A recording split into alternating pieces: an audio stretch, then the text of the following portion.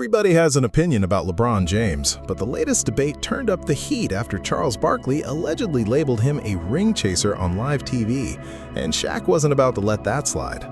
Now the conversation everybody has argued about for years is right back in the spotlight. Was LeBron making smart career moves, or was he stacking the odds in his favor?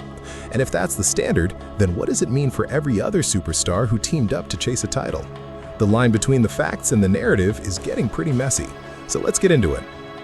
Shaq pushed back against Charles Barkley, Stephen A. Smith, and others who argue that LeBron has always stacked the deck by chasing rings.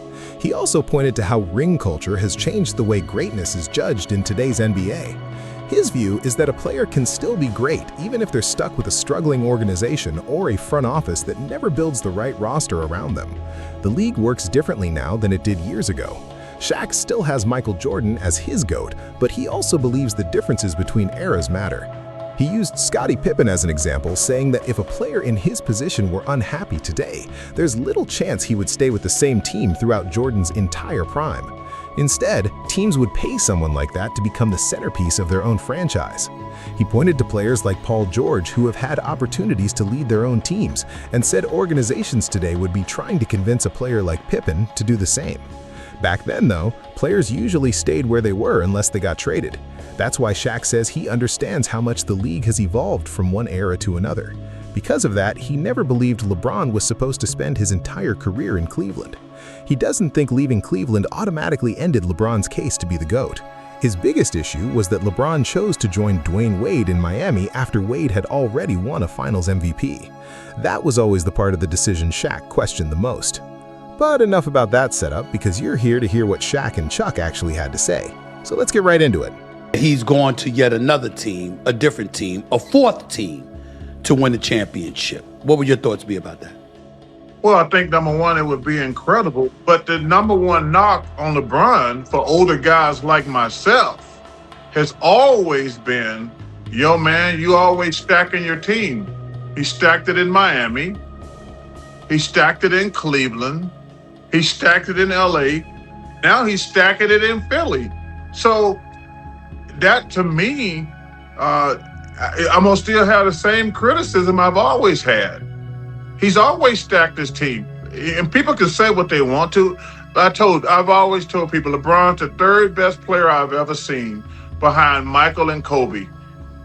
You know, when you're dealing with LeBron and the Stepford wives, if you don't say he's the greatest, you could put like blasphemy. Yeah. His crew, I know. If they're like Stepford wives. You have to say he's the greatest. He can't be the second. He can't be the third. That's why I call them Stepford wives. Even the men are Stepford wives. So, listen, LeBron's great, but like I say, my criticism, like, yo, man, he always makes sure he has the best players. And one of the reasons I always give Michael the advantage is Michael got his head beat in by the Pistons and the Celtics before he finally like, no, I'm going to get bigger, stronger, faster.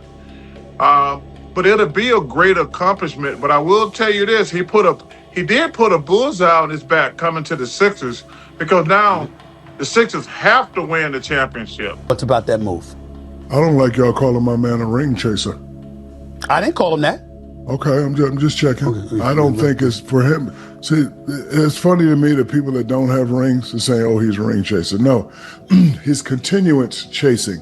He's chasing the chance to continue to be great, to continue to add legacy to his book. Listen, he knows. Well, he doesn't really know yet, but you know and I know when this thing is over, it's over. You can't come back. Once you retire, once your body says, "I can't go no more," it's over. This guy feels he has 2-3 years left. Why not try to get another championship? I did it. I did it with Boston. After I won 3 in a row and then won 1 in Miami, hey, towards the end of my career, let me go play with Paul and KG and, be like the, fourth guy and rebound and set picks and, see if I can win one. And, that's what he's doing. However, I'm anxious to see how this team is going to work. The person I feel sorry for is Tyrese Maxey. And let me tell you why. He came in a regular guy. Joel Embiid was hurt most of the year. Tyrese rose up like, hey, I'm the star. This is my team. Now you bring Jaylen Brown in. Is he going to take a step back? And not only that, you bring LeBron in.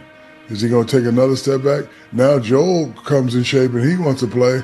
He's going to have to revert back to just being a regular guy. And will that affect him? Because he was starting to make a name for himself. I think he made the All-Star team. He was a star. And, sometimes, somebody or one or two people on that team is going to have to defer. There's definitely a lot to unpack from everything that was just said. But before I jump in with my own thoughts, Rick Boucher and Brendan Haywood also weighed in on the LeBron discussion. They both had some interesting points to make, and they added another layer to the debate. So before I give you my perspective, let's hear what they had to say first. Let's be clear about that. See, this is not hating when I go, the top 7 teams in the league had no interest in LeBron James. That's just saying a fact. I don't know, man. Rich Paul says differently. Which one of y'all is lying? Who am I to judge? How do I know? Can I say, here's the other thing that people may not realize. For as much as they may think that I am critical of LeBron, and I just came out and was co-signing his choice of Philadelphia, so I don't know where we get, I do nothing but negative on LeBron. There was a couple times where I thought he should have been the MVP of the league when he wasn't voted. Again, don't know why I'm viewed as negative on LeBron. But that said, people in the league, through chats or privately texting with me, talk more trash about LeBron than I ever have. I had one scout after the decision. He goes, "He's the GOAT of chasing the GOAT," which I thought was a great line. But his point being, he's still trying to chase Michael Jordan's status. He feels like he can get another ring in Philadelphia more so than any place else. And I'm glad you brought that up. That's why I didn't like his decision to come to Philly. Win or lose, it's not going to shift the needle. Because more than likely, let's just say Philly wins a ring, I don't think we think LeBron is going to be the best player. The Jordan supporters are going to be like, no, he got a ring, but it's still Michael Jordan. People keep asking why LeBron's legacy gets picked apart, and a big part of it comes from the choices he made throughout his career. The arguer also argued that Rich Paul has added fuel to those debates with comments on podcasts that, in his view, downplayed legends like Michael Jordan and Kobe Bryant. He pointed to the recent remarks about Kobe's cultural impact compared to Allen Iverson and the claims involving Jordan's influence, saying those kinds of statements only make the LeBron conversations even heated. He also made it clear that leaving Cleveland was never the issue for him.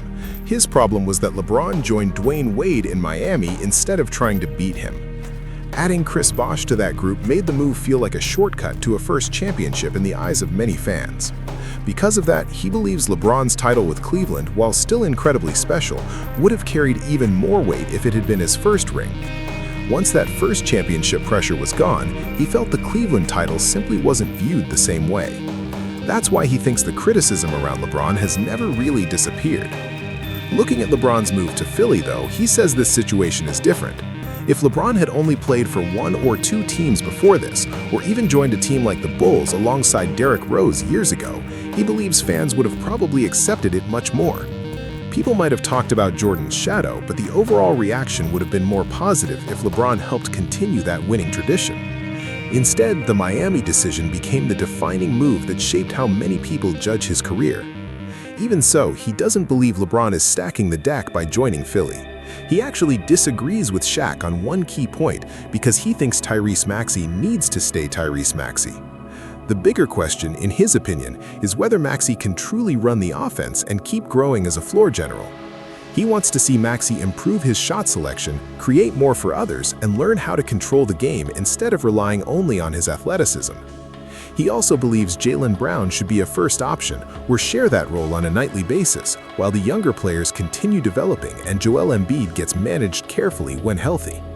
As for LeBron, he sees him thriving as a clear second or even third option, using his playmaking instead of dominating the ball every possession. That's why he doesn't like reports suggesting LeBron will handle point guard duties most of the time. He believes Maxey needs the ball in his hands so he can read defenses, make decisions, and develop the skills that will shape the rest of his career. Mistakes are part of that process, and he thinks Maxey has to go through them if he's going to reach the next level. That said, he also admits LeBron has put an even bigger target on himself by joining a team that's expected to compete for the Eastern Conference title. So now the spotlight is back on LeBron, and every move Philly makes is going to be under a microscope. Let me know what you think in the comments, and if you agree with Check's perspective, don't forget to like the video. And if you want more debates like this, hit subscribe because this conversation is far from over.